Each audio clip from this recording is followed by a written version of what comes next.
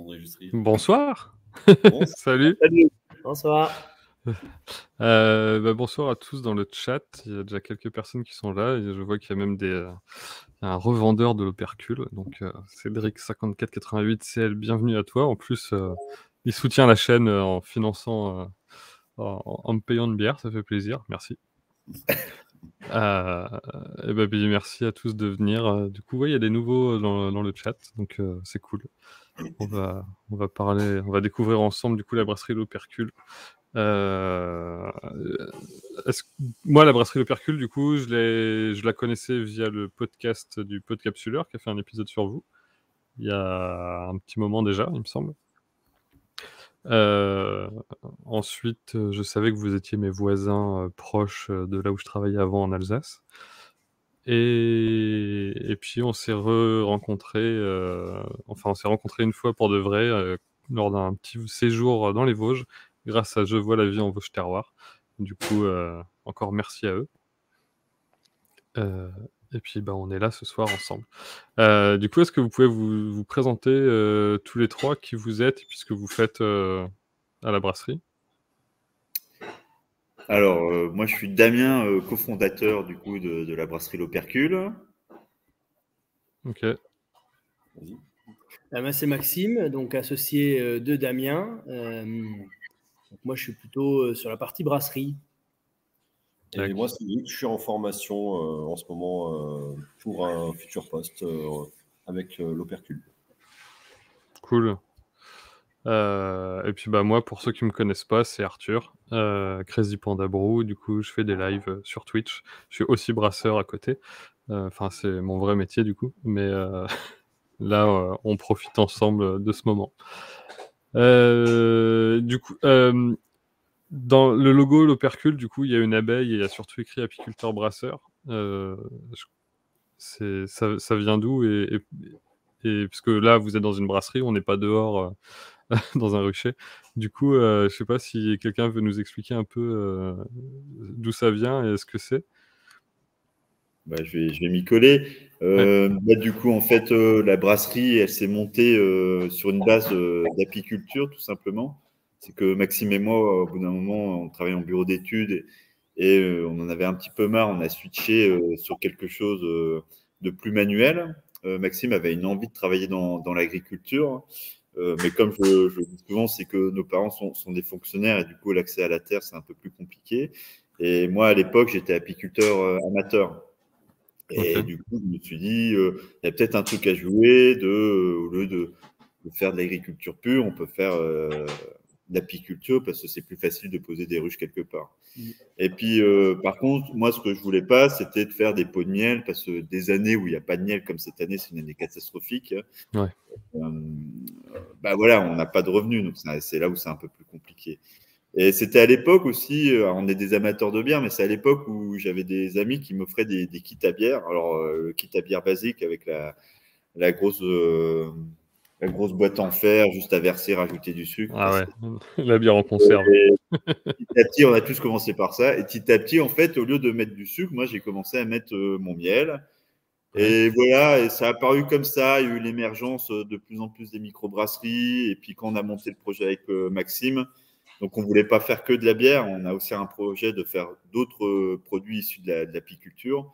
Mais dans ce qu'on avait noté, vraiment, ce qui portait financièrement les idées, c'était le côté brasserie.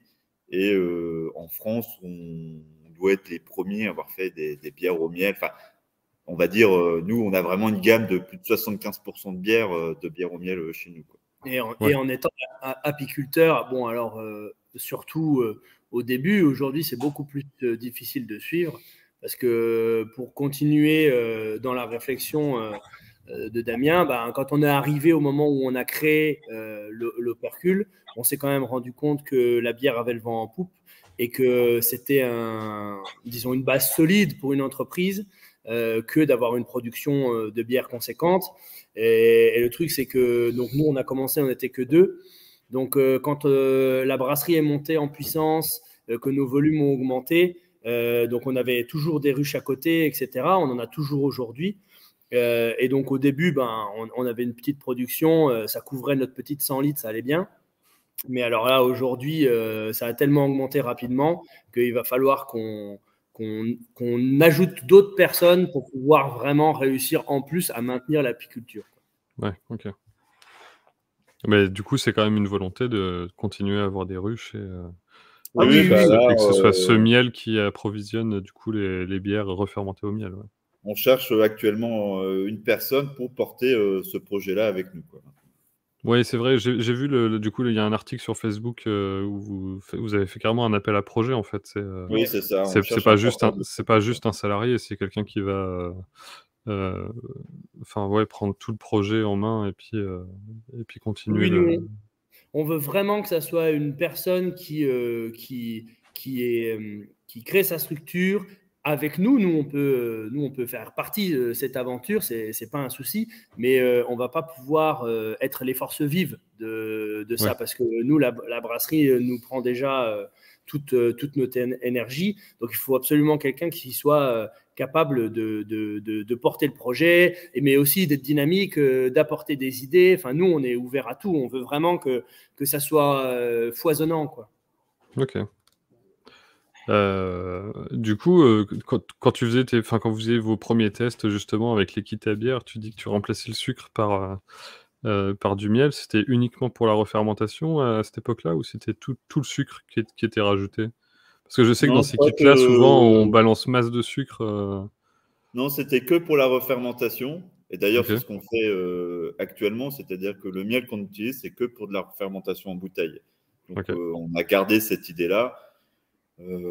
Peut-être qu'un jour, on essaiera de mettre en ébullition ou voire même carrément dans le fermenteur. Voilà. Mais pour l'instant, non, c'est que en refermentation. Puis on Oui, pour avait le moment, trouvé c'est pas une bière au miel en fait. C'est vraiment de la refermentation. Ouais. C'est ça, c'est pas aromatisé au miel. Alors, en fait, on s'attendait pas du tout à ça, mais au tout début, on s'est un peu heurté à quelque chose comme ça. Donc, on présentait nos bières, et puis les gens regardaient, ils disaient, ah bah non, ça va être sucré. Ouais, bah Ah, oui, puis moi, bah j'aime pas comme. les bières aromatisées. Alors, nous, on est arrivé, on s'est dit, mais non, c'est pas du tout le but, quoi. Nous, ce qu'on veut, c'est Ouais. que ça remplace juste un sucre raffiné de betterave. Ben, nous, en fait, on fournit juste le sucre de nos ruches, tout simplement, quoi. Donc, ça nous paraissait même plus naturel, etc. Et donc, effectivement, la volonté, c'est pas du tout de faire des bières aromatisées au miel. C'est juste la refermentation. Et ben, on utilise ces sucres-là pour gazéifier les bouteilles, Ouais. quoi. Ok. Oui, parce que c'est vrai qu'il y a aussi ce préjugé avec l'hydromel, par exemple, où les gens vont s'attendre tout de suite à un truc ultra sucré, alors que l'hydromel, ça peut être justement très très sec. Et donc là, c'est pareil en fait. Même si c'est refermenté au miel, du coup, c'est comme le sucre. En soi, il y a plus de sucrosité. La sucrosité du miel, elle disparaît finalement. Oui, c'est ça. Et puis Damien, il fait des hydromels. On peut faire des hydromels très secs, hein. Ouais. Je pense que c'est vraiment une déformation de la grande distribution où on a du sucre un peu partout dans tout. Mais un hydromel, ça peut être super sec, ça peut ressembler à un vin blanc. Ouais, c'est ça, ouais. Ouais, très floral. Écoutez, moi je vais du coup ouvrir une première. La blonde, du coup, refermentée au miel. Allez. Voilà. Ah oui, d'ailleurs, il y a écrit 1% de miel. C'est vrai que. Ouais, ça, c'est la partie réglementaire. Dès qu'on affiche refermenté au miel, on doit marquer derrière le pourcentage. Bah ouais. Allez, regarde, ça gâche pas, hein, pas de problème. J'ai pris mon plus beau verre de la région. Hop. Et nous, on a pris nos plus beaux verres.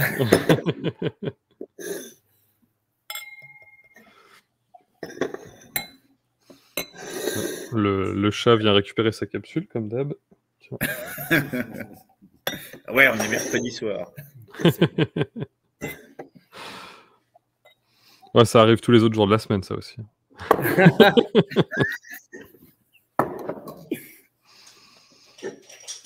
Non, bah là, si tu veux qu'on te la décrive, on a une bière assez simple. On voulait une bière buvable parce que c'est notre première bière. Elle devait aller dans les restaurants. Donc, il fallait que ça reste pas fort au niveau du miel. Tu as des touches de miel au nez et en bouche, mais assez légères. et il faut que ça soit plutôt agréable, quoi. Ouais, j'ai presque. Ça sent... Enfin, alors, je sais pas si c'est moi, mais ça sent presque la pomme. C'est rigolo.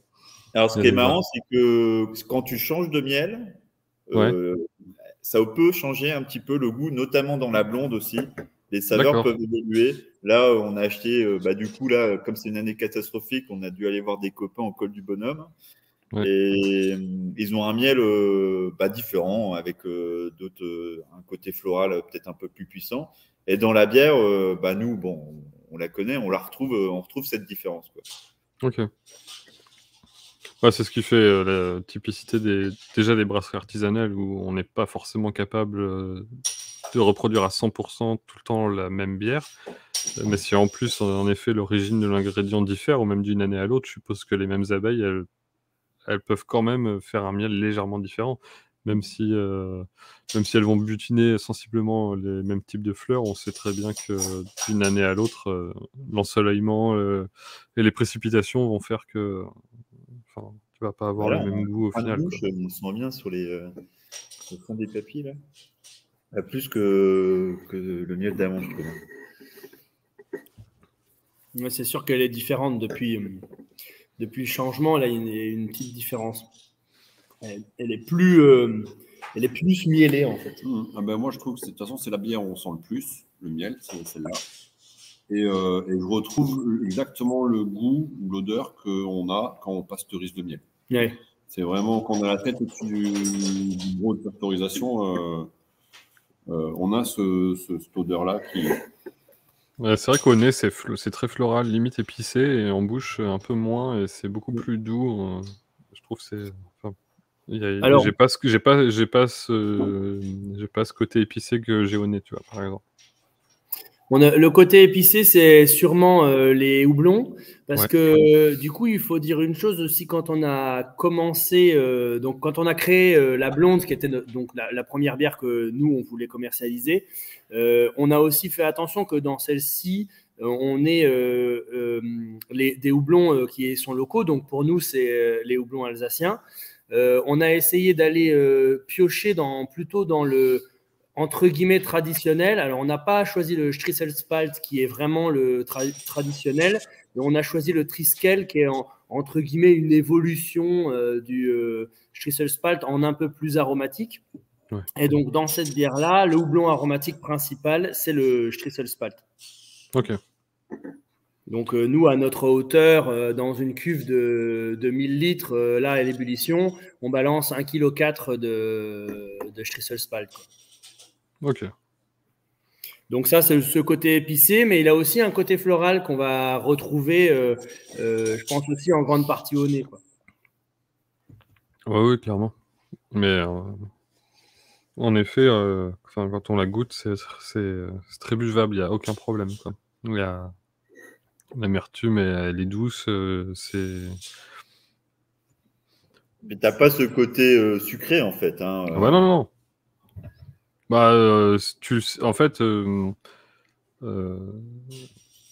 on sait qu'il y a du miel, du coup, on essaye de chercher, tu vois, un peu le miel. Mais à l'aveugle, tu dis pas que c'est au miel, enfin qu'il y a du miel dedans pour la refermentation. Je suis pas sûr qu'on le trouve. Peut-être, du coup, on peut se demander d'où viennent ces arômes, mais en tout cas, c'est pas... En effet, tu plonges pas la cuillère dans le pot de miel, quoi. Alors nous, on a soutenu justement les arômes là avec les maltes aussi. Donc on est quand même sur une blonde où on a un pourcentage de malt un peu torréfié relativement important. Okay. Et on a fait en sorte que ce malt soit un malt qui sente un peu aussi le caramel, des notes comme ça, qui viennent, on va dire, soutenir cette idée de miel, quoi. Mais de manière très légère. Hein, on reste super clair, quoi. Hein, Non, c'est... presque pour moi, elle est transparente, elle est plutôt... Mais d'ailleurs, en fait, toutes les bouteilles, elles ont... on voit que ça sédimente bien, la refermentation bouteille, elles sont nickel. Ouais, nous, on a deux choses qui font que depuis le début, on n'est pas trop embêté avec ça. Donc, depuis qu'on s'est installé ici, donc qu'on s'est considéré professionnel, on a des tanks qui sont refroidis au glycol. Ouais. Donc, on est capable de descendre bas pour la garde. Donc, ça fait que depuis le début, on a toujours eu des bières plutôt transparentes. Et depuis maintenant 1 an, je crois, ou peut-être un peu plus, on fait toutes nos refermentations en bouteille avec une levure de refermentation. Et ça nous a fait gagner 2 choses. La première, c'est la vitesse à laquelle on arrive à refermenter en bouteille. Ouais. Et la deuxième, c'est, je pense que la sédimentation, elle est vraiment Elle est meilleure. forte, meilleure, ouais. Peut-être même plus rapide. Bon, ça, j'ai encore du mal à évaluer, mais... Non, mais très bien. Ouais. Et du coup, je sais pas si dans le chat, il y en a qui connaissaient vos bières. Faut manifestez-vous. Je pense que oui, parce qu'il y en a qui doivent venir de votre page Facebook, comme vous avez relayé le live. Mais comme on a des... Je sais qu'on a des Alsaciens, et puis on a d'autres gens qui viennent un peu plus loin. Ouais, pour l'instant, on vend que principalement sur les Vosges et Nancy. Bon, après, on a 2 distributeurs qui vont un petit peu sur l'Alsace, Moselle et Meuse, mais c'est vrai que c'est pas forcément notre zone de chalandise première, quoi. Ouais, non, mais nous, on est content de faire découvrir des brasseries, justement, parce que les gens, quand ils vont pouvoir, quand ils vont se déplacer en vacances ou autre, ils savent quoi trouver, quoi chercher, surtout. Carrément, ça arrive souvent que les gens viennent en vacances et veulent découvrir les produits du coin et passent par chez nous. Ça fait grand plaisir de leur faire découvrir ce qu'on fait. Moi, tu sais, mon guide touristique, c'est ça. Il y a du boulot, là. Au moins, il y a tout là-dedans. Tu sais pas si les bières sont bonnes, mais il y a tout. Ouais, mais d'année en année, il grossit, alors... Ah, il est de plus en plus lourd. Il y en a qui veulent un distributeur sur Toulouse. Bah, il faut appeler le caviste et puis il faut lui dire on veut des bières de l'Opercule et puis il se débrouille après. Mais sinon, je ferai des petits envois à Ragnar. Je crois que je sais qui c'est. Du coup, au début, vous avez commencé sur 100 litres. Tout à l'heure, en off, vous me disiez que vous allez augmenter la production sensiblement. C'est quoi, vous êtes sur quoi, sur 10 hectos en ce moment, ou c'est ce qui va arriver? Parce que la cuve qui est derrière, elle a l'air relativement grosse. Ouais, c'est 10 hectos en ce moment. Il y a eu un intermédiaire à ça. C'est une 5 hectos. Ok. Donc, on a commencé sur 100 litres. On savait que c'était absolument pas viable. C'était vraiment juste pour créer notre carnet client, on va dire, montrer ce qu'on savait faire et puis trouver des débouchés. Et puis, une fois qu'on a eu fait ça, nous, on pensait que c'était important pour avoir la confiance des banques. Ce qui nous a permis ensuite de s'installer ici sur une 5 hectos. Et on avait une capacité de fermentation à l'époque de 3000 litres. Oui, c'est ça. On avait 6 fermenteurs de 500. Et puis assez rapidement, on a eu 2 fermenteurs 2000, les gros qui sont derrière nous, là, qui sont arrivés. Mais on brassait toujours un 500, on empilait les brassins. Et puis ensuite est arrivée la salle de brassage, là. Voilà. qui est en 10 hectos, effectivement. Et donc, la prochaine étape dont on parlait, c'est toujours 10 hectos en brassage. Par contre, c'est 20 hectos en fermentation. Ok. Ouais. Et du coup, en combien d'années tout ça? Parce que ça a été créé... Alors, mars 2017. En 2017, ouais. Ouais, après, on s'est installé dans ce bâtiment-là avec le matériel professionnel, c'était octobre 2018. Ouais, c'est ça. Voilà, donc là, au 1er mars, ça fera 5 ans qu'on existe. Et puis là, cet été, on déménage dans un autre bâtiment, enfin à 50 mètres, c'est pas très loin. Et là, ça sera encore une autre étape parce que c'est sur du 20 hectos, quelque chose de plus chiadé qu'on a maintenant. Voilà, donc ça va être bien, ça va être bien. Okay. Ouais, parce qu'on change les tanks, mais en fait, on change toutes les pompes, toutes les tailles de tuyaux. On passe uniquement sur la taille au-dessus. Donc aujourd'hui, on avait encore des pompes à hélice à l'intérieur, à rotor. Maintenant, on n'aura plus que des pompes centrifuges. Donc en gros, pour résumer, c'est la qualité augmente puisque on va moins oxyder notre bière quand on va faire des transferts. Enfin, on va avoir un matériel plus adapté. On aura aussi pour toute la partie refroidissement. Donc une fois qu'on a fini de faire bouillir la bière, quand on veut l'envoyer dans les tanks de fermentation, là, on sera moitié eau, moitié glycol, ce qui nous permettra de mieux gérer la température à laquelle notre bière arrive dans les tanks. Ouais. Et puis, on aura aussi... Ah bah oui. Une nouvelle embouteilleuse. Bah oui. On a aussi une nouvelle embouteilleuse. Ça fait 2 ans qu'on l'a, 2 ans pas installé. Donc aujourd'hui, on est à quoi, Damien? 800 000 maximum. 800 000 bouteilleurs. Ouais, c'est ça. De 800 à 1000, tout dépend si on fait de la 33 et la 75. Et on va passer à 3000 max, la capacité de la nouvelle. Ah oui, ça va envoyer. Ouais, c'est le bonhomme qui va plus suivre, là, je crois. Ouais. Ouais, souvent, c'est ça. Hein. On a fait un choix aussi. Donc, on n'est pas passé sous pression, puisqu'il y a 2 façons d'embouteiller. On peut embouteiller gravitairement, donc avec une bière qui n'a pas de bulle, on refermente, enfin, on met du sucre, elle refermente en bouteille, ou on peut embouteiller directement sur pression. Et une fois que la canette sort de la ligne, on l'ouvre et on peut la boire tout de suite. Il y a déjà des bulles. Donc, nous, on a fait le choix de rester comme aujourd'hui en refermentation au miel. Et donc d'embouteiller en gravitaire. Donc on n'est pas passé sous pression. Ouais, bah du coup, sous pression, vous aurez perdu du coup l'âme même de la brasserie. Quoi. C'est ça. Et puis, il n'y a pas que le miel, hein, il y a aussi le style que nous, on a depuis le début. Il est plutôt traditionnel belge, plus que dry hopping très, très, très, très fort, etc. Ça ne veut pas dire qu'on n'aime pas et on adore en faire, mais notre style, il est plutôt traditionnel belge que dry hopping. Donc, ça se comprend aussi sur cet aspect-là, quoi. Oui, du coup, la refermentation, c'est un peu un passage obligé presque. Ouais, c'est ça. Ok.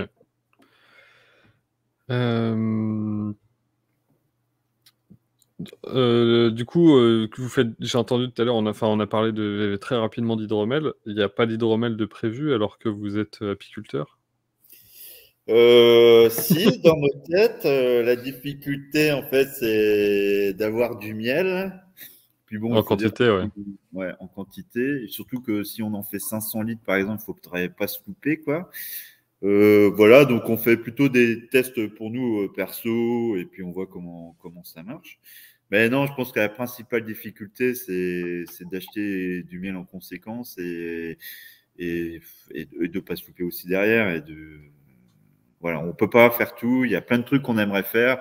On s'attelle un petit peu à la distillation, quelques bières en barrique, voilà, pour se tester, des choses comme ça. Sur la distillation, on a bien progressé là sur les dernières années, donc on est plutôt content.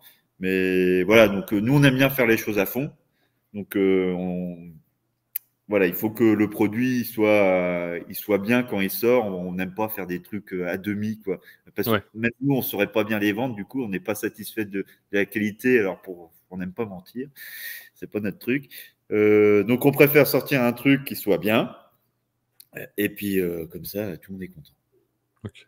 Ouais, bah, tu parlais de distillation. C'est vrai que vous avez aussi fait distiller un peu de bière, si je dis pas de bêtises. C'est ça, on distille un petit peu de bière qui nous reste parfois. Et bah là, les premières années, c'est marrant parce qu'on a goûté nos premières eaux de vie et nos dernières.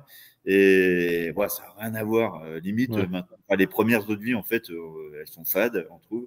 Et les dernières, elles sont vraiment explosives au niveau du houblon, du malt. Il y a vraiment des choses intéressantes. On en a mis quelques-unes dans des barriques. Voilà, pour tester. Et c'est marrant parce que on a mis dans 2 barriques différentes. Ça a sorti des produits complètement différents aussi et super bons, dont une, c'est assez exceptionnel. On a des notes de fruits rouges dans une base d'eau de vie vieillie. C'est quand même surprenant. et ça se boit comme du petit lait, quoi, comme on dit chez nous. C'est vrai, je confirme. Parce que quand on a commencé, on mettait un peu tout au tonneau. On avait un tonneau, comme ça, quand elle était sur la 100 litres, on avait un tonneau là où on brassait. Et dès qu'on avait une fin d'eau sucrée, bam, on mettait dedans. Enfin bon, il fallait que ça soit un peu concentré. Hein. On ne mettait pas des jus de fin de filtration, des trucs comme ça. Mais tout ce qui était un peu concentré, les lits et tout, on mettait tout ça. Sauf qu'en fait, on s'est aperçu que l'eau de vie, si on veut que ça soit fin, en fait, la fermentation et sa température est vachement importante aussi. Comme dans la bière, ça ne nous viendrait pas à l'idée d'aller faire fermenter avec une levure lambda à 30 degrés. On sait qu'on va avoir des goûts bizarres. Et en fait, l'eau de vie, on s'est aperçu que c'était la même chose. Donc, petit à petit, on a réduit ce qu'on mettait au tonneau pour essayer de vraiment maîtriser nos températures de fermentation. Et du coup, maintenant, en fait, on fait plus ça parce qu'on n'a pas les outils pour le faire. Donc, on met que des bières qui sont finies à distiller. Donc, soit c'est des fins de l'eau, des trucs, bières d'hiver en plein mois d'août. Et puis, comme nous, on sait que derrière, ça va donner quelque chose de bon, bon bah, ça part au tonneau. Des choses comme ça, quoi. Ou alors, à chaque fois qu'on embouteille, nous, on a un carton qu'on ne vend pas. C'est le premier qui passe dans les becs, on ne le vend pas. Donc, ça nous fait à chaque fois 12 bouteilles qui se stockent. Puis à la fin de l'année, bah, tout ça, on distille, quoi. Ok. Et même avec le distillateur, on a progressé sur la manière de fonctionner. Maintenant, c'est carrément débouchonné devant l'alambic et c'est plongé directement l'alambic pour pas que ça soit oxydé. On voit que l'oxydation, même pour de la distillation, en fait, tu perds des arômes.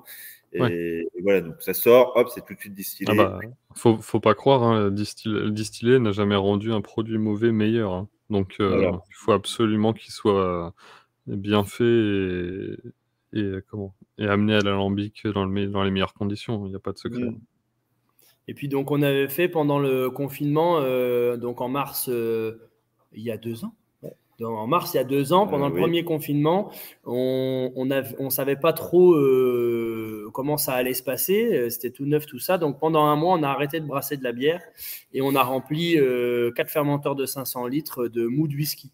Ouais, bah oui. Donc, c'était notre première. On a fait tous nos petits calculs. On avait une levure spécifique.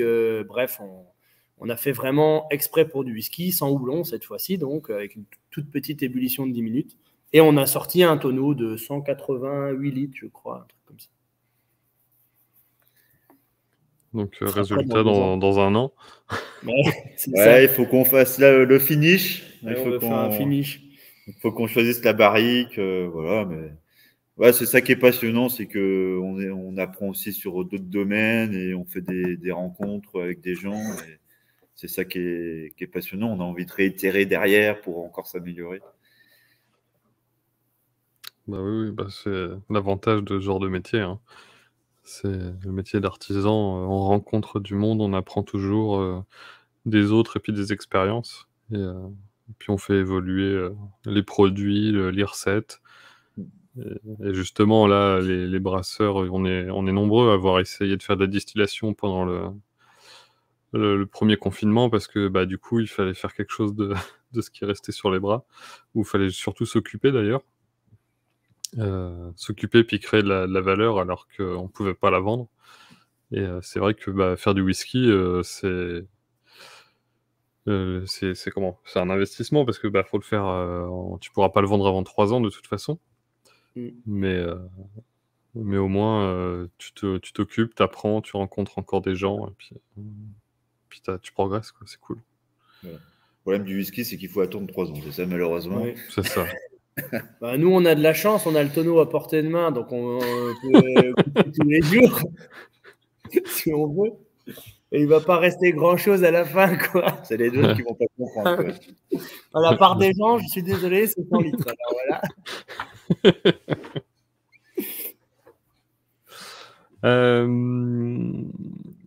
Alors, je suis en train de regarder les degrés parce que... Ouais, je vais peut-être... parce que on a une de vos bières, du coup, à la Kvek. Voilà. Que je vais ouvrir avant la triple. Je pense que c'est mieux. Oh oui, je pense aussi. Qu'est-ce que t'en penses? Non, ça importe peu. Ouais. Et du coup, c'est écrit en... C'est quelle langue ce qui est écrit autour? Ça veut dire quelque chose ou c'est... Ouais, ça veut dire quelque chose. Ah, c'est des runes. Tu t'amuseras. C'est le graphiste, hein, nous on ne savait pas. Hein. C'est vraiment le graphiste qui s'est amusé. Nous on l'avait dit, bah, vas-y, tu mettras des espèces de runes là autour, ça fera beau. Et au final, il a vraiment écrit quelque chose. Alors, il y a quelqu'un qui avait déchiffré, je crois, mais Marc, il avait déchiffré. Donc, meilleure bière du monde, ou je ne sais plus, quelque chose comme ça. Il a écrit. Évidemment. Le graphiste, c'est le plus beau, c'est ça. Il aurait pu, hein, ça aurait été pas mal, ça. Du coup, celle-ci, il n'y a pas de miel. Ça fait partie des bières où il n'y a pas de miel, c'est ça? Ouais, sur les éphémères, il y a toujours des tests sucre et un test miel pour voir un peu la différence. Il y a même des. Enfin là, il y a, par exemple, notre IPA, on va la modifier, on va la passer au sucre.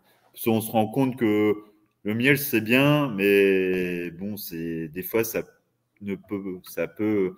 Enfin, dans le style de bière qu'on veut réaliser, ça s'associe peut-être pas très bien au final, quoi. Ou ça apporte rien du voilà, tout. ça n'a pas de valeur. Et du coup, là, ça s'est fait parce qu'on avait un manque de miel. Oui, bah ça, il faut l'avouer, c'est clair que. Et du coup, là, on a dit, on peut pas la faire au miel, il faut qu'on la passe au sucre. Parce qu'on a une gamme fixe et une gamme éphémère. Donc, la gamme fixe, tout est au miel. Et là, c'était un peu critique au niveau des stocks. Et on s'était dit, bon, bah, on va faire au sucre. Donc, c'est les problèmes qu'on disait tout à l'heure, hein, d'années qui sont catastrophiques. Et du coup, on se retrouve avec des problèmes de miel, et ce qui fait qu'on ne peut pas faire tout ce qu'on veut. Oui. Après, c'est vrai que si vous avez votre propre rucher, il faut gérer justement le stock. Parce que le miel, ça se conserve un peu, mais c'est sûr que si tu utilises tout dès la récolte, c'est compliqué. Ouais. Et du coup, pour rebondir sur ce qu'on disait tout à l'heure, c'est justement l'appel à projet qui va nous permettre de pouvoir peut-être faire plus de choses au miel, parce que si on a un apiculteur qui s'installe et qui commence à avoir une grosse production, et ben là, on sera beaucoup plus libre de nos mouvements et on pourra commencer à faire de l'hydromel ou des trucs comme ça. Ouais. On a Benoît de Bière et Moustache, du coup, qui est dans le chat aussi, donc qui était avec moi dans les Vosges. Salut Benoît.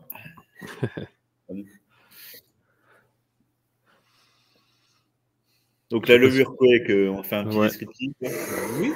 Allez, oui, parce que j'ai toujours pas tout compris. J'ai pas tout cherché encore, mais j'ai pas encore tout compris. Donc, levure norvégienne. Alors, si on veut raconter une histoire, parce que c'est toujours sympa, en gros, elle aurait été diffusée en Europe par les Vikings. Alors attention, j'ai bien dit elle aurait été, c'est ce qui était marqué dans les différentes sources que j'ai pu lire. Hein, donc, voilà. Mais en gros, si on veut faire un résumé, c'est une levure rustique qui fermente à haute température. Alors, on peut la faire fermenter plus bas aussi, hein, elle accepte pas mal de choses, mais on peut aller jusqu'à... Donc nous, on fait fermenter à 39 degrés. Au lieu des 20, 22 qu'on fait habituellement avec des levures plus classiques, quoi. Et donc, en fait, cette levure, par le fait qu'elle fermente haut, dégage des arômes très puissants. Et ces arômes très puissants, ben, on a essayé de les mettre en valeur dans cette bière particulièrement. Donc, on a essayé de faire en sorte que la base maltée ne soit pas trop prenante, pour qu'on sente la levure. Et c'est pareil sur les houblons, on a fait en sorte de rehausser les arômes qui sont déjà dégagés par cette levure. Donc c'est écorce d'orange, agrumes, des choses comme ça. Et donc on a essayé juste de les contrebalancer, enfin de les compléter, on va dire, avec quelques houblons. Mais on a essayé de faire en sorte que ça soit vraiment la levure qui soit en premier plan. Ok. Alors du coup, pour ceux qui n'ont jamais goûté, ça sent pas la levure comme on peut imaginer, hein. Ça sent pas la levure de boulanger ou la levure de bière, hein. Il y a quand même il y a un goût très typique de la Gvek, je trouve. Mais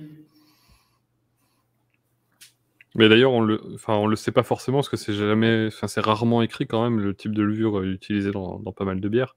Mais il y a pas mal de NEPA, pour ceux qui boivent de la craft, qui sont fermentés avec ça en fait. Parce que justement, ça blinde d'arômes et certaines rendent la bière un peu trouble. Ça sent presque les fruits confits, en fait, je trouve, cette levure. Il y a un côté moelleux. J'ai l'impression de mettre le nez au-dessus d'une brioche aux fruits, tu vois. Un truc... En plus, on est venu compléter cet arôme-là avec, pour ceux qui connaissent, du First Gold, qui a un goût aussi un peu de confiture. On dirait presque qu'elle est fumée, c'est fou. Il y a quoi comme malt là-dedans?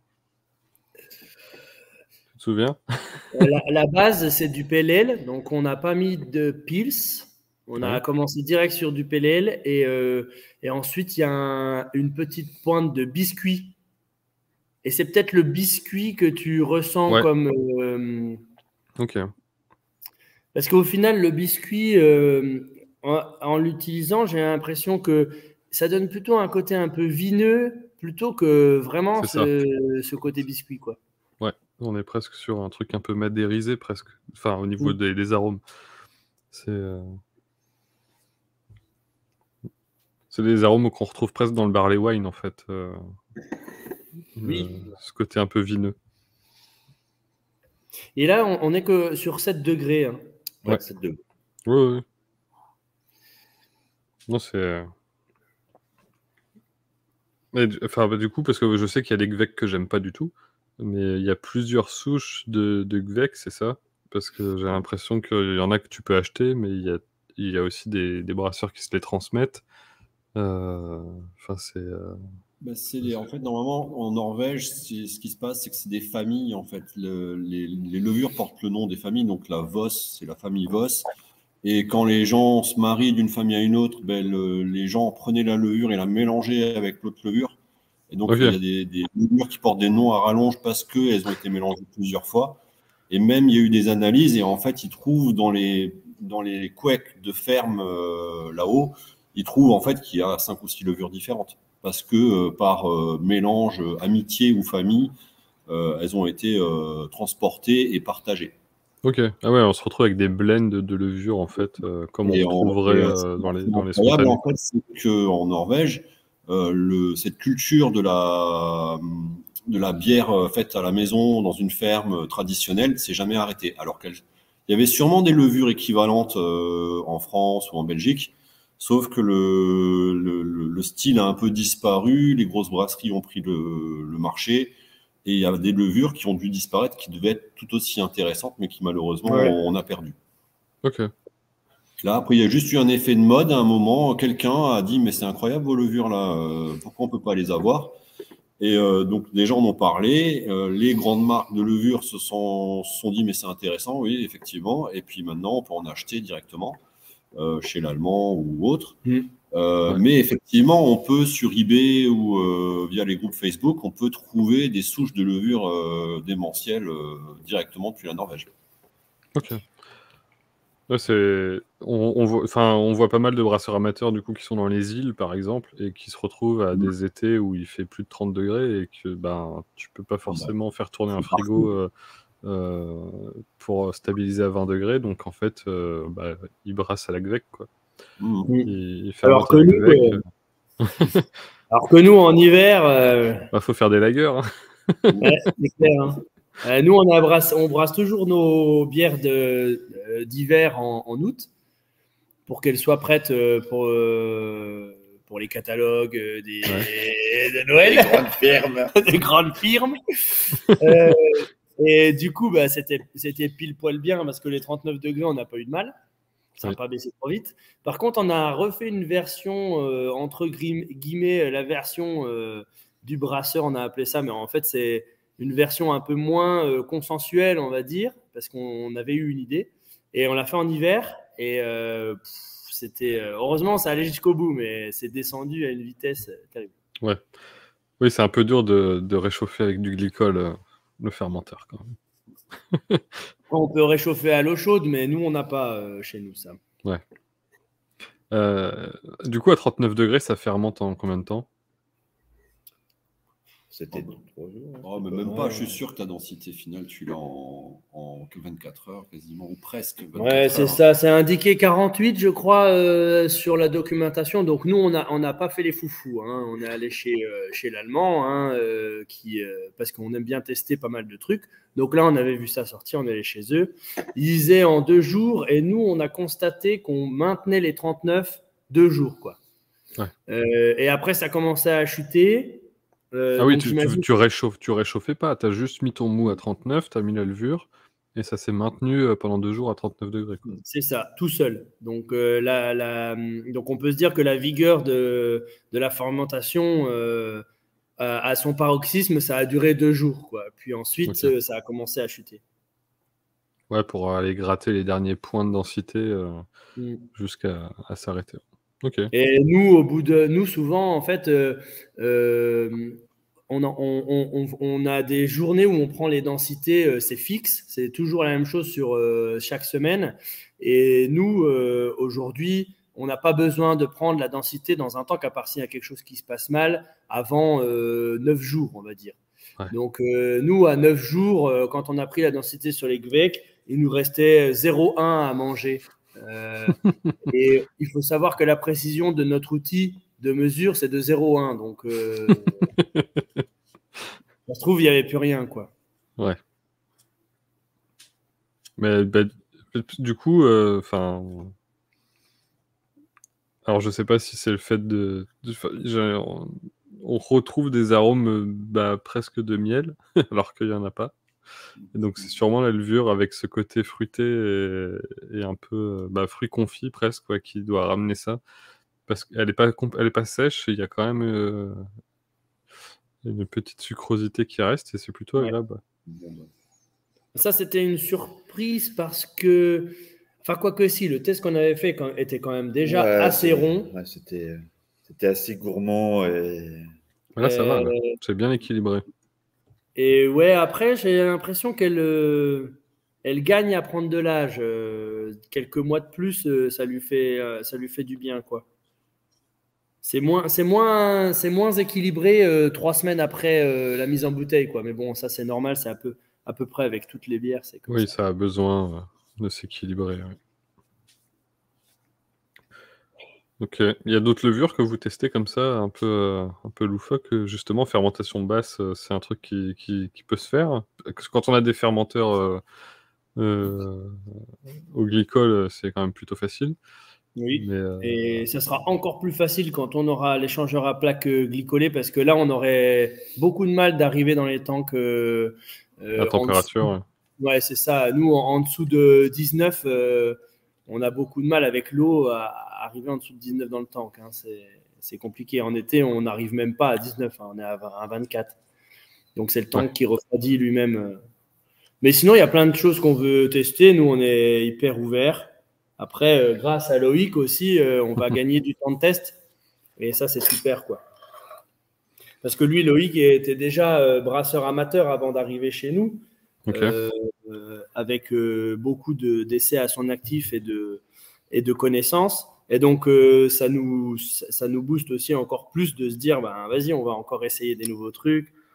Bref, après, en donnant des noms, qu'est-ce qu'on a... Non, là, on n'avait pas essayé vraiment des trucs foufou. On a changé, mais en fait, la levure, c'est la dernière chose sur laquelle on a travaillé. On a commencé malt, houblon.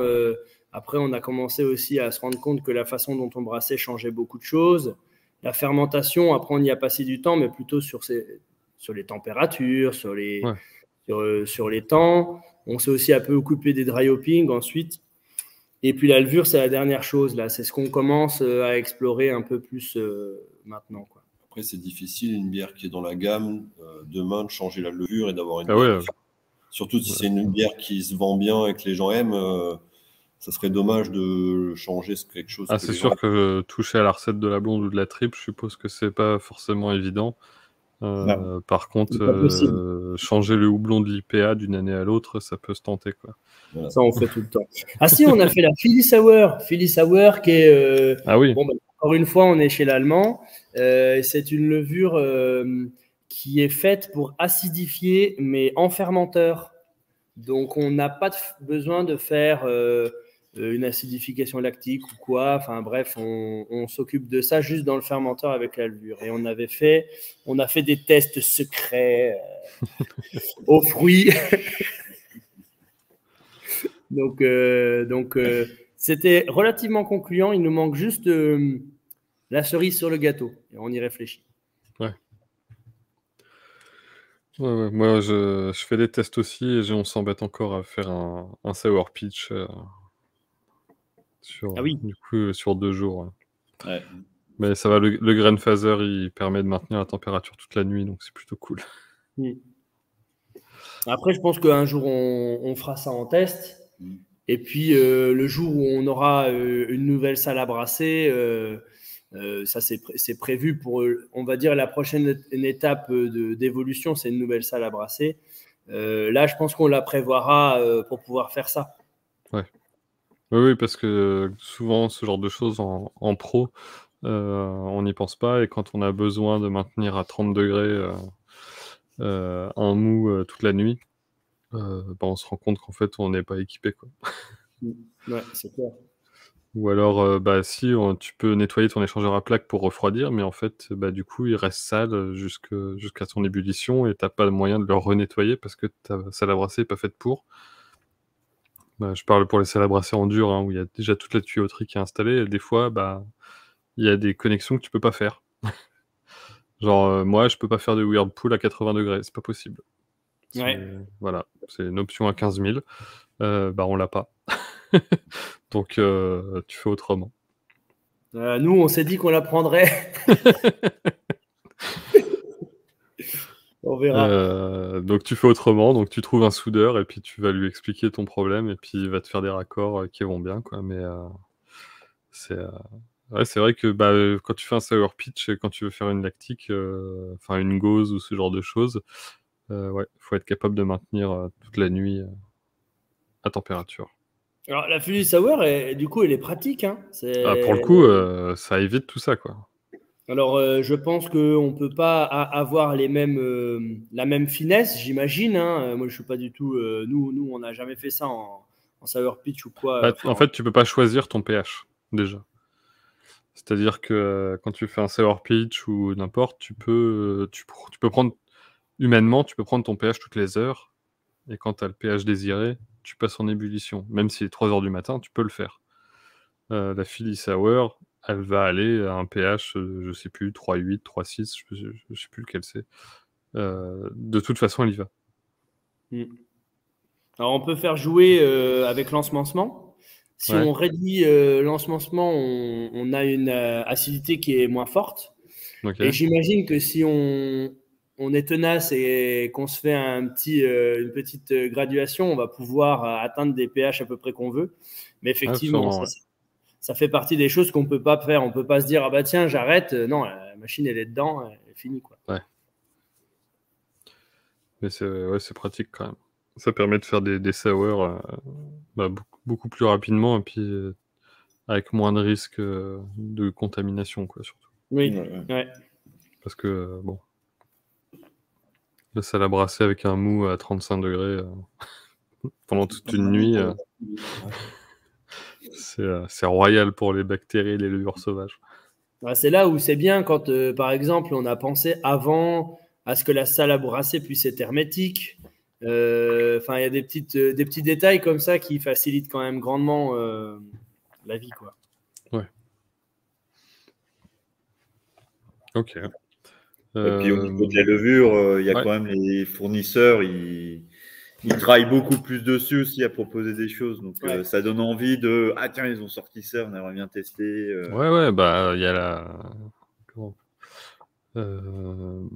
Pour faire des saisons, il y a je sais plus comment elle s'appelle. Dernièrement, c'est l'Allemand encore qui a sorti ça. La Farmhouse. La Farmhouse, ouais. Oui, eux, ils sont très dynamiques dans ça, c'est génial. Ils ont quand même sorti coup sur coup des levures qui te permettent d'éviter des contaminations et des difficultés, quoi. Et assez stable aussi. Ouais. Pas des levures, elles merdent à moitié de la fermentation parce qu'elles ne savent plus quoi faire. On ne citera personne. C'est des trucs qui sont adaptés aussi à notre façon de travailler, parce que c'est sûr que, par exemple, on prend une S33, on met ça dans un fermenteur et puis on pasteurise pas, on a quand même de fortes chances d'avoir des soucis, quoi. Dis pas de marque. J'ai pas dit de marque. Pas dit de marque. Non, mais on est d'accord. On l'aime pas trop, cette levure-là. Mais du coup, ouais, c'est des levures où quand ça fait partie de ta gamme, il y a du boulot, quoi, pour la changer. C'est compliqué, surtout celle-ci, quoi. Nous, moi, j'ai utilisé qu'une fois hein, sur une IPA. Ça s'est mal passé, on s'est arrêté là. Et donc, je me rappelle même plus ce que ça donnait, j'avoue. Hein. Ça n'avait pas été tip top. Là. Ouais. Il y a des levures, là pour le coup, t'arrives pas à reproduire 2 fois le même brassin, et tu sais pas pourquoi, quoi. Après, il faut pasteuriser, quoi. Ouais, mais si t'atteins pas ta densité voulue, ta bière, c'est pas la même, quoi. Elle a pas le même degré d'alcool, elle est beaucoup plus sucrée. Et puis à la refermentation, qu'est-ce qui va se passer, quoi. Ouais, en effet, si tu pasteurises pas, voilà. Ça peut être rigolo, quoi. Ouais. Il y a des clients qui aiment moins, quand même. Oh non, mais c'est rigolo, monsieur, ça fait des pétards. C'est ça. Du coup, ouais, vous êtes. J'ai vu que sur les canettes, vous êtes bio. Ça veut dire que du coup, le rucher aussi. C'est ça. Les Gugus aussi sont bio. Tout le monde, ouais.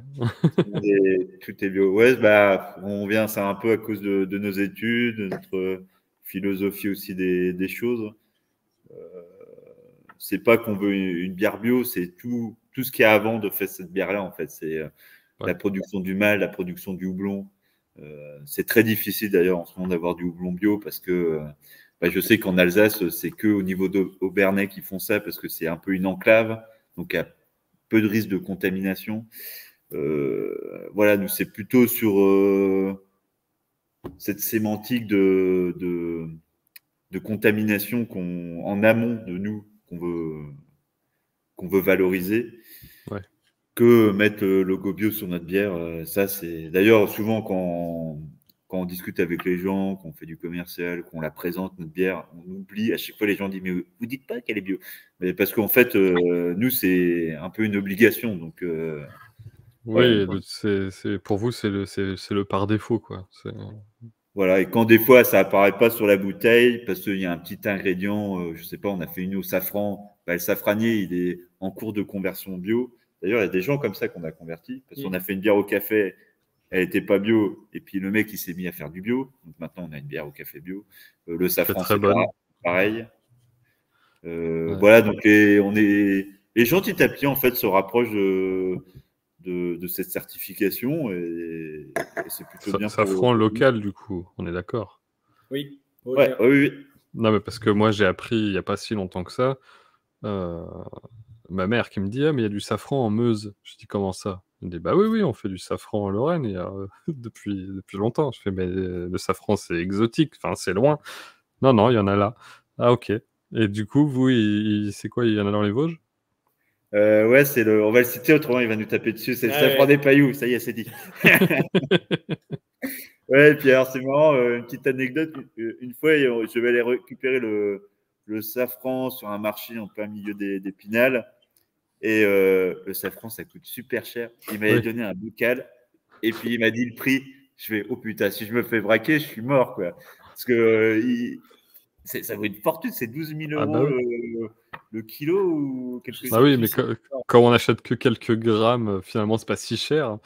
Mais là, on avait peut-être 200 grammes, un truc comme ça. On en avait je crois qu'il y en avait pour 1000 balles. Petit pot là. Tu vois, prends ça. Oui, doucement. Ah, du coup, des ingrédients comme ça, t'as pas intérêt de te louper quand tu l'utilises parce que si tu chauffes si tu dois chauffer, si tu chauffes trop fort, tu le détruis. Si t'en mets trop, t'as une bière à la paella et si t'en mets pas assez, ça sent pas quoi. C'est ça. Si tu trébuches et qu'il tombe par terre, c'est dommage. Ouais. Ah oui, non, mais... Après, on a fait des tests aussi pour ça, hein, évidemment. Hein. Oui. Déjà, on Je a me travaillé doute. vachement en amont avec le safranier.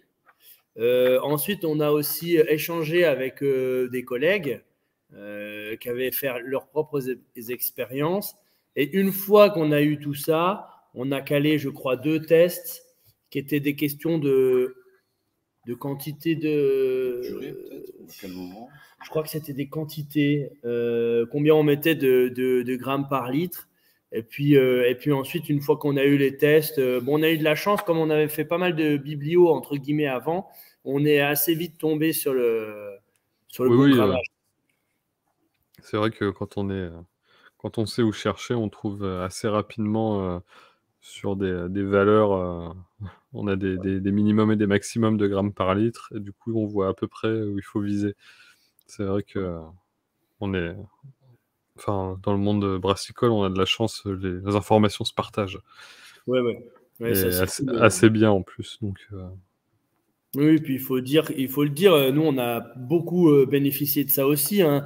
Je ne sais pas si on l'avait vraiment dit, mais nous quand on a commencé à brasser en amateur, c'était en 2016. Donc au final, c'était très tard comparativement au moment où on s'est installé, qui était juste un an après en fait, hein, en 2017. Donc bon, c'est sûr qu'au milieu de cette année 2016, on a eu une grosse formation à l'IFBM qui nous a quand même musclé sévèrement, au moins sur la théorie.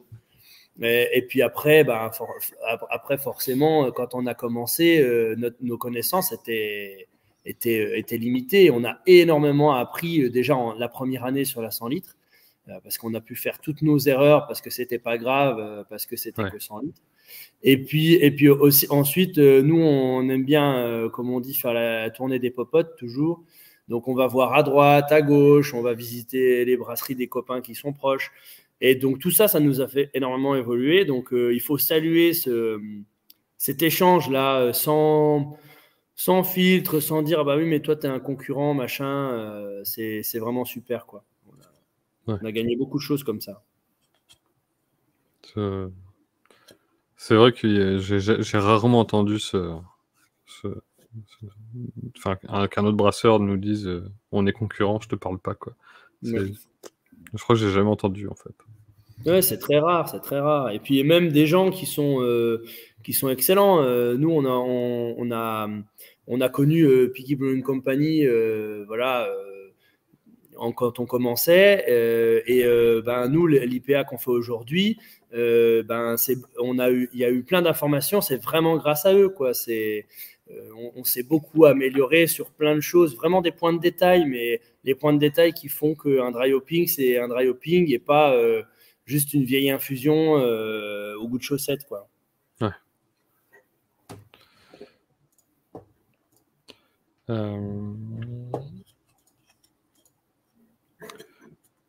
Qu'est-ce que je voulais dire? C'est vraiment, moi, c'est pour ça que j'aime faire ce que je fais, hein, de toute façon. Hein. Quand tu rencontres d'autres brasseurs, c'est toujours super intéressant. On ressort toujours grandi de n'importe quelle discussion avec un collègue, en fait, de toute façon. Ouais. Et t'as pas de livre professionnel, quoi. T'as pas de. Tu peux dans une bibliothèque, il n'y a pas brasser en pro, voici les recettes, comment on fait. Ça n'existe pas, quoi. C'est que de l'oral, quoi. C'est ça. Il y a des bouquins, mais en fait, tout ce qu'on apprend à l'oral, c'est pas dedans. Hein. Non, mais c'est vrai. Hein. Oui, c'est ça. Hein. C'est ce qu'il y a dans les bouquins, c'est très bien pour débuter, mais en fait, il y a plein de trucs, tu l'as pas dans les bouquins, quoi. Ouais, puis après, il y a des trucs, ça peut paraître, quand on ne sait pas vraiment ce qu'est le métier de brasseur, ça peut paraître loin, mais tout ce qui est la construction d'un tank, la sanitation, réfléchir des tanks pour qu'ils se nettoient, parce qu'au final, nous, on fait que ça, hein, dans notre journée, on nettoie, on passe 50% du temps à nettoyer des trucs. Et en fait, ça aussi, c'est hyper compliqué, et les informations spécifiques à la brasserie, j'entends, sont pas forcés. Enfin, il faut aller les chercher. Ça coule pas de source, quoi. C'est pas magique. Ça, c'est pas dans les bouquins, ça. Hein. Non. Et donc tous les protocoles, forcément, c'est des choses qui c'est des tests, des gens qui ont fait des erreurs, qui disent ah bah attention parce que j'avais fait ça, tu vois, c'était pas assez, ou c'était trop, ou c'était ceci. Ouais. Et au final, puis après, aujourd'hui, tu discutes avec les fournisseurs, et puis avec les fabricants, et puis et pareil, avant de choisir ta salle à brasser, bah, tu discutes avec 5, 6, 10 fabricants. Et à chaque fois que tu discutes avec quelqu'un, tu t'apprends des nouvelles choses. Tu dis ah ouais, j'avais pas pensé à ça. Ah ouais, j'avais pas pensé à ça. Et puis ta liste, elle se rallonge. Et puis en fait, tu dégrossis comme ça. Mais c'est trop bien. ah oui, puis après, nous, on va toujours voir les machines fonctionner chez les copains qui les ont. On prend les retours négatifs, positifs, les critiques. Mais tu ferais quoi pour l'améliorer? Et puis nous, ben, forcément, grâce à ça, c'est vrai qu'on s'en ressort encore avec un cahier des charges qui s'allonge, qui s'allonge. Bah ouais. C'est... Alors, bah du coup, rien à voir. Mais le fait que ce soit refermenté au miel, est-ce que c'est... comment Est-ce qu'il y a des gens que ça touche particulièrement, enfin des consommateurs? Parce que tout à l'heure on disait il y a des gens qui se disent que peut-être c'est trop sucré ou parce qu'il y a un a priori. Mais est-ce qu'à l'inverse il y a des gens qui sont genre fans de bière au miel et qui du coup euh, viennent chercher ça ou c'est anecdotique? Moi, j'ai pas eu de demande. Non, on n'a pas eu de demande spécifique sur je veux une bière sucrée au miel. Ok. Pas eu de demande là-dessus. C'est plutôt l'inverse. C'est au miel et ça va être trop sucré. Et c'est plutôt dans le sens-là, dans tous les cas, quoi. Et, Voilà. après, on a eu des fois des associations qui sont sur l'apiculture qui demandaient pour leur buvette une bière au miel absolument, parce que voilà, ruche, miel, etc. Mais sinon, je ne crois pas qu'il y ait vraiment des gens qui ont fait la demande. Après, la démarche, elle peut attirer pas mal, c'est-à-dire faire en sorte de faire avec les sucres qu'on a sous la main, c'est-à-dire le miel, pas mettre de sucre de betterave raffiné, fabriquer tout ça en bio, dans un esprit, oui, ça attire. Donc le miel en fait partie, mais c'est pas ça que les gens vont rechercher. Non, on nous a jamais dit ah bah tiens, je suis fanat de bière au miel et j'en cherche dans toute la France. Non. Parce qu'il y a des grandes marques qui en font, et du coup, il y en a qui ne jurent que par ça. Mais c'est... Bah, voilà, c'était pour savoir. Du coup, on a Olivier du Podcapsuleur dans le chat. Ah oui. Celui T'es qui en est retard pour l'apéro, Olivier. Hein. Salut Olivier. sûrement celui qui est parti avec la bouteille. On recherche la bouteille de spiritueux de l'opercule. Moi, je l'ai pas, moi. On sait que c'est toi. Pas d'accusation. Eh ben, écoutez, moi, je vais ouvrir la dernière parce que c'est la dernière qui me reste. C'est la triple.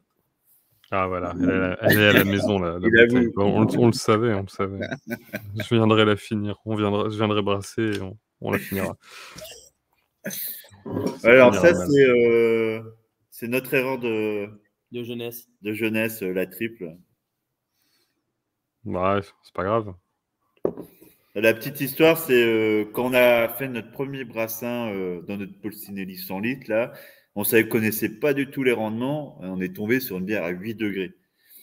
On a très bien vendu ça, tellement que en fait, les gens, et donc il y avait un monsieur qu'on ne voit plus, je crois plus, et qui venait à chaque fois maintenant et qui disait moi, je veux la bière à 8 degrés. Et en fait, nous, c'était notre blonde qu'on voulait faire. On a dit, bah, on l'a pu, c'était une erreur. On a notre blonde à 5,5. Ah non, je veux la bière à 8 degrés, je veux la bière à 8 degrés. Et nous, pendant 6 mois.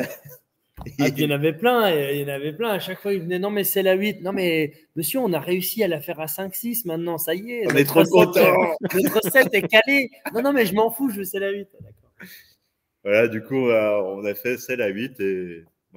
Là, par contre, on n'a jamais eu aucune critique négative. C'est la seule bière.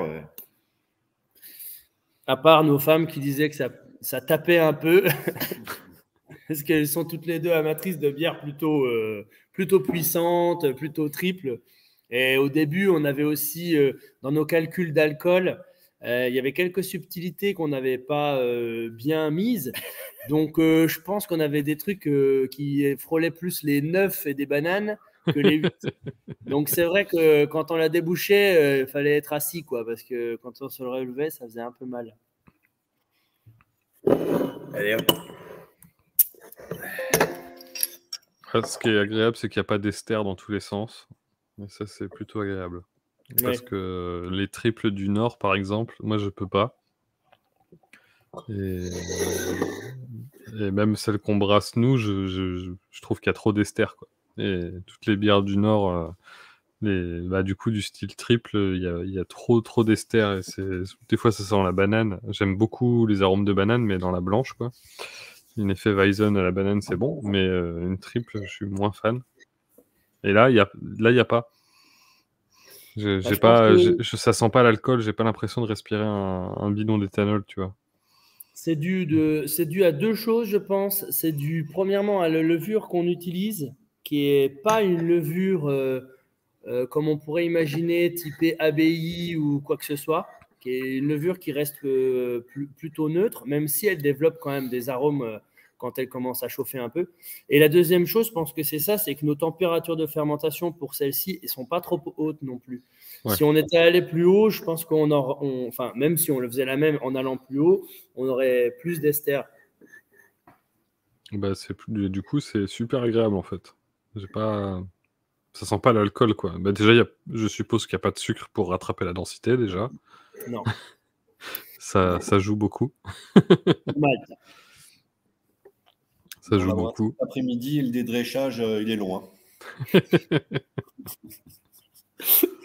C'est Loïc qui l'a fait. Et là, c'était long. C'était compliqué. Ouais. Il l'a fait en plusieurs fois, du coup. Bah oui, t'es obligé de faire une petite pause à un moment. Tu ouvres la fenêtre et il y a des drèches au-dessus de la fenêtre. Quoi. Donc du coup, pour la petite histoire, justement, on a calibré cette brasserie-là que finalement on a dessinée avec Damien, puis qu'on a demandé à faire. En fait, c'est assez simple. Finalement, ce sont que des gamelles, un peu comme on avait avant en Polsinelli, sauf que c'est plus gros et puis que ça a été juste réfléchi sur quelques détails pour que ce soit plus pratique. Et donc la cuve d'empâtage, elle est calibrée pour faire des bières à 8 degrés sans avoir à rien rajouter, quoi. Donc les surfaces sont pas optimales, mais sont déjà assez élevées. La surface de filtration. Et puis la contenance est très grosse. Donc nous, on fait des brassins de 1010 litres, on va dire, en fermenteur. Et elle fait 1700 litres, la cuve d'empâtage. Donc on peut y aller, on peut la charger. Je pense qu'il nous reste de la place. Hein. Ah bah oui, il faudrait faire un peu plus. Hein. Je pense qu'on peut faire encore 1 ou 2 degrés de plus sans souci. Il reste de la place.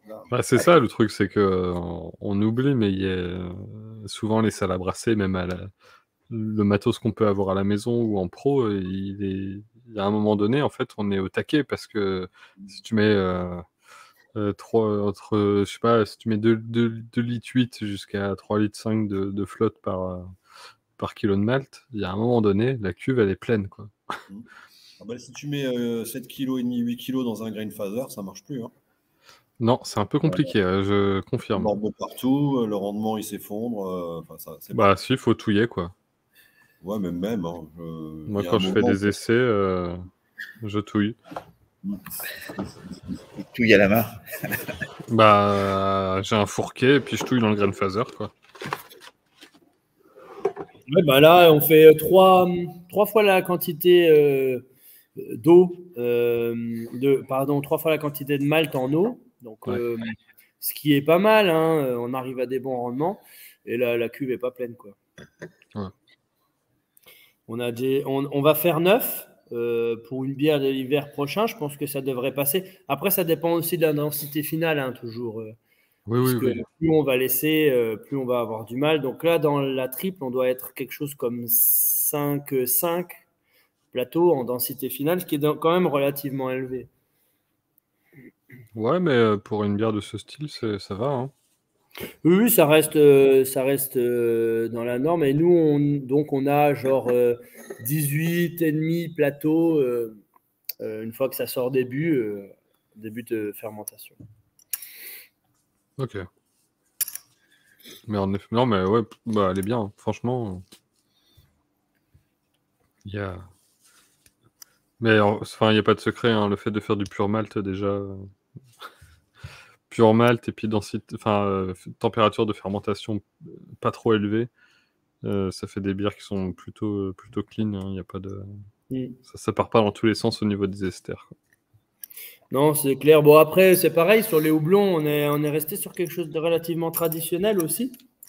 Donc, ça vient un peu supporter ce côté tradition belge, quoi. Ouais. Là, nous, on a vraiment une culture belge portée sur le malt. Voilà, c'est plutôt notre style. On fait une IPA parce que maintenant, il faut en faire une et c'est vrai que c'est très rafraîchissant. Puis, voilà, il y a vraiment le côté houblonné, mais ça ne sera pas chez nous. Ça ne sera pas notre marque IPA, NEIPA, tout ça. Ouais. Pas nous, quoi. Bah, l'important, c'est de faire des bières qu'on aime faire quand même, hein. Ouais. Puis qu'on aime boire surtout. Bah après, on reproduit aussi l'IPA parce qu'on a mis le doigt dedans, je pense. Alors, pas tant en termes de comme consommateur, mais en termes de brasserie. Donc, quand on a commencé à mettre le doigt dedans, dans la technique du dry hopping, tout ça, puis même maintenant dans la technique du houblonnage tardif, tout ça, on est en train de voir avec Damien et Loïc beaucoup ça aussi. En fait, on a découvert un monde extraordinaire, quoi. Moi, j'aime beaucoup tout ce qui est technique, c'est-à-dire réussir à techniquement faire en grande quantité des bières qui ont tel goût. Ça, je trouve ça passionnant.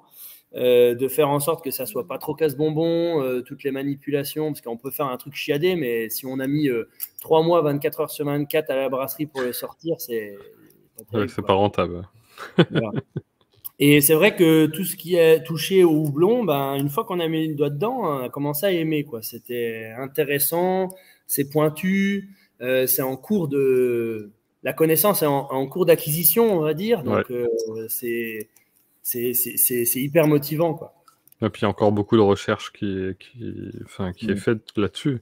C'est récent en fait. Le fait de faire du dry hopping, c'est sûrement un peu plus vieux que nos histoires perso autour de la bière, mais les recherches scientifiques sont actives que depuis peu et on commence seulement à avoir des résultats sur la biotransformation, sur les températures, les choix de houblon, ce que ça peut, quels impacts ont les levures sur le houblon qu'on rajoute. C'est ultra récent et du coup, il y a plein de choses à tester, quoi. Ouais, puis c'est vrai qu'avant, ils se faisaient des dry hopping, mais pour des raisons bactériennes, quoi. Enfin, je veux dire, ils mettaient du houblon parce que c'était antiseptique, ça se gardait mieux comme ça.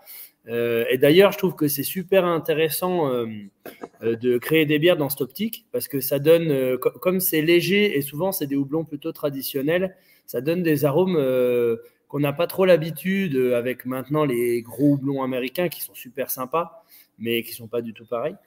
Et c'est seulement maintenant, effectivement, qu'on le met dans un but aromatique. Et on avait fait une formation, justement, juste avant le salon du brasseur, il y a 3-4 ans, je ne sais plus.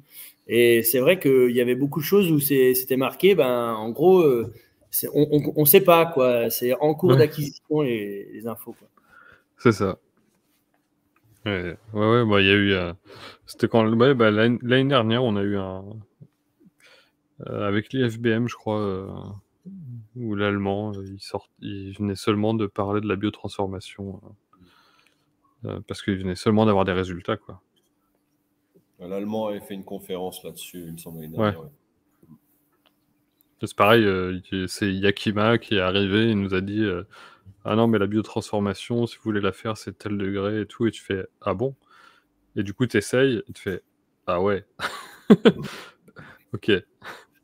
Ils ont cherché, ils ont trouvé, et ça marche. Ouais. Là, ce qui est bien, c'est que c'est diffusé, tu vois, l'information. Ah ouais, mais le mec, il te le dit, il a rien à cacher, il s'en fout, quoi.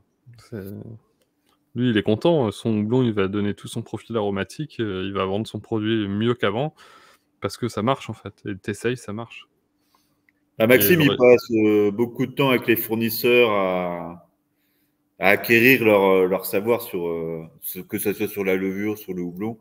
Ouais. Max, il aime bien appeler vraiment les fournisseurs en disant bon, alors c'est quoi, si on fait comme ci, comme ça, c'est quoi le mieux? Il pose plein de petites questions pour que. Ah, il faut, hein. Il faut.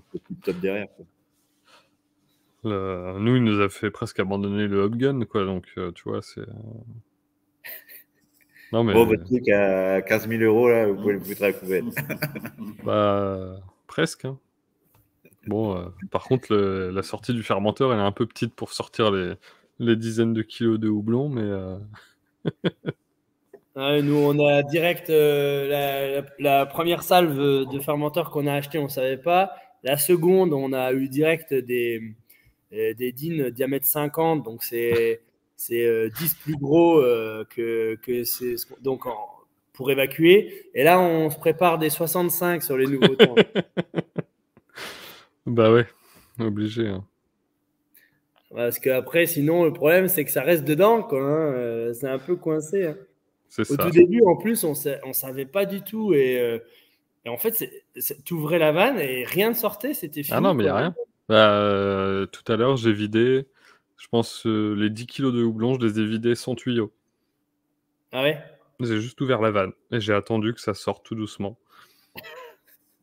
Par contre, il y a un moment où ça sort, il faut fermer. J'ai repeint mon pantalon, mais j'ai fermé. Mais à chaque fois, c'est comme ça. Mais en vrai, j'ai pas perdu grand-chose. Hein. Mais ça sortait tellement lentement que pas besoin de tuyaux. Quoi. Après, il y a des petits trucs aussi à faire. C'est sûr que plus tu ouvres tôt, plus tu vas économiser du temps. Quoi. Après, nous, je sais qu'au bout de 4 jours, on ouvre direct, quoi qu'il se passe, même si c'est pas fini, je veux dire, même si on a encore un petit peu une reprise de fermentation, etc., on ouvre direct. Et depuis que je fais ça, on a beaucoup, beaucoup moins de mal. Alors nous, c'est des 500 et 1000, hein, donc c'est des petits tanks. C'est plus facile que si tu es dans un 20 hectos. Je pense que tu commences à avoir un sacré paquet de houblon en fond. Mais depuis qu'on fait ça, on galère quand même vachement moins qu'avant. Quoi. Ouais. Et puis, on pousse au CO2 aussi pour faire la recirculation, nous. Ouais, t'as pas le choix. Hein. Voilà, on pousse par le bas. Alors avant, on faisait recirculation à la pompe parce qu'on n'avait pas encore l'info et puis qu'on n'avait pas encore le matos. Et pousser au CO2, je trouve que ça libère pas mal la vanne aussi. Ça permet qu'il y ait moins un entassement de grains presque secs qui sont tombés du haut. Tu ressors des pelés. Hein. Ouais, c'est ça. Ah ouais. On a cramé une pompe d'ailleurs comme ça. Ah ouais, on a cramé un rotor. La première recirculation qu'on a faite, hein, on n'est pas allé dans le bon sens. Ouais, ça tournait dans le vide. Et puis on s'en est pas aperçu, il faisait pas un bruit trop bizarre. Et à un moment, on éclabousse à côté de la pompe. Et là, la pompe, elle fait pshhh. Ah, t'as l'air chaud, non? Bizarre. Et ouais, le rotor, il était cramé, quoi. Ouais. On aspirait par le fond, donc forcément, au bout de si c'est bouché, t'aspires rien, quoi. Ouais, c'est ça. Au bout d'1 seconde, c'était fini, quoi. Ah oui, il faut aspirer dans l'autre sens. C'est ça. Mais ça, c'est le mec qui te vend la pompe, il te le dit pas. Hein. Ou Personne qui te vend le houblon, il te le dit pas non plus. Hein. Non, par contre, l'agitation au CO2, c'est vraiment, c'est vraiment super. Bah oui, tu fais rentrer 0 oxygène. Ouais. Ça remue un peu. Le nettoyage prend à peine 10 minutes parce qu'il y a juste un raccord à nettoyer comme il faut. Et si tu veux vraiment un petit coup de péra, mais sinon, c'est super, quoi. Ouais. Je sais pas si vous avez d'autres trucs du coup à ajouter sur la brasserie. Là, les prochains projets, c'est le déménagement. Même si c'est pas loin, ça va être le bordel. C'est dans combien de temps? Juin, juillet, croisons les doigts pour ça. Ouais. Puis alors, on aura un double site, en fait. Du coup, il faudra quand même vider les tanks qui sont ici. Donc, on embouteillera ici, mais on produira de l'autre côté. Donc, ouais, on va s'amuser, quoi. C'est bien. Je trouve que ça fait long. Ça commence à durer, l'amusement, là. Il va falloir aller partir en vacances. Mais avant, on fera une inauguration, une chouille, parce que là, ça sera plat, ça sera nickel. Enfin, sérieusement, on va sur un beau site et on pourra accueillir du public sans problème, chose qu'on ne pouvait pas faire là. Donc là-bas, on va pouvoir le faire. Donc, ça va dynamiser un petit peu là où on est. Ça va aussi nous motiver. On aimerait bien multiplier les tests. Et puis, du coup, les faire goûter à tout le monde. Ouais. Donc, il y a plein de projets en tête. Voilà, là, on attend avec impatience le site. Parce que c'était pas prévu comme ça au début. Hein. En fait, ce qu'on va faire là, c'est arrivé il y a quelques semaines, quoi. Et avant, c'était autre chose qui était prévu. Et il y avait déjà eu énormément de boulot qui avait été fait pour l'autre organisation. Damien avait passé, parce qu'on ne se rend pas compte, mais des heures et des heures pour des détails, le pourcentage des pentes, qu'est-ce que peut supporter une dalle Ouais. Parce qu'actuellement, sur le site où on est, notre entrepôt est coupé en deux parce que l'autre partie est en travaux, en fait. Travaux, d'ailleurs, qu'on commençait, mais qui ne se termineront jamais sous notre ère. Et par contre, la problématique, c'était qu'on était sur un étage et on devait faire une dalle super béton avec une résine qui ne pète pas sur un étage. Et ça, les dallistes et les gars de la résine, c'était une horreur pour eux parce qu'ils avaient peur pour leur décennale. Nous, on avait peur parce que si ça pétait de partout, c'était la fin. Ouais. Voilà, donc voilà, on garde la moitié de l'entrepôt détruit et puis on s'en va. Des fois, c'est comme ça. Bon, écoute. On te convoque et puis on dit que tu déménages. Alors, oui, si vous pouvez vous arranger pour que l'inauguration soit en même temps que celle de la Golaï, ça m'arrangerait. Comme ça, je viens qu'une fois comme ça fera d'une pierre deux coups. À la Golaï, ils sont un petit peu plus avancés que nous. On a pas mal échangé d'ailleurs avec eux parce qu'on en était au même. Enfin, on se posait certaines questions qui étaient identiques. Donc, on a échangé avec Reynald sur 2-3 trucs. Et, apparemment, ça va être beau. J'ai vu quelques photos. Ça va être sympa leur truc. Ouais, il y a moyen. Et donc, du coup, nous, dans le nouvel endroit, il y aura, on va pouvoir avoir un bar quasiment tout de suite. Puis c'est important, ça. Ouais, c'est un des projets qu'on avait, mais on ne le voyait pas tout de suite encore parce qu'il y avait des investissements importants à faire pour aménager. Ouais. Et là, l'opportunité qu'on a eue permet de voir ça plus proche, quoi. Ok. Bon, c'est cool. Ça permet d'accueillir le public comme il se doit. C'est ça. C'est ça. Ouais, les gars, merci beaucoup. Merci à toi. Je pense qu'on a tout dit. Et puis, il y avait du monde dans le chat, mais les gens ont écouté. Ils ont été plutôt calmes. Mais, ils ont bu nos paroles. Ils sont là et du coup, ça fait toujours plaisir. Non, mais venez pour l'inauguration, qu'on boive des coups, ça va être bien. Bah ouais, il va falloir qu'on fasse ça. Du coup, merci à tous les trois d'être venus. Bon courage du coup pour le déménagement et puis et pour la suite. C'est toujours positif quand on doit grossir. Oui.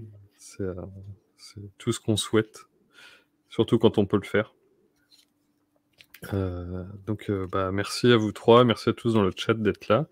Restez encore un peu l'opercule après dès que j'ai coupé, vous partez pas tout de suite. Pour ceux qui n'ont pas tout suivi depuis le début, le live sera du coup en replay disponible sur YouTube vendredi à 18h, comme d'habitude. Voilà. Et puis il sera partagé sur Facebook sûrement. Bonne soirée. On était vraiment super contents d'être là. C'est pas forcément quelque chose qu'on fait souvent, mais c'est agréable de pouvoir partager avec différentes personnes, puis boire des bières en direct. Comme ça, c'est assez sympa. Eh ben, merci. Merci à vous surtout. C'est grâce à vous qu'on peut faire ça. Bonne soirée à tous. Et puis, je vous dis à une prochaine. Salut. Salut. Au revoir à Ciao, tous. ciao tout le monde. Salut.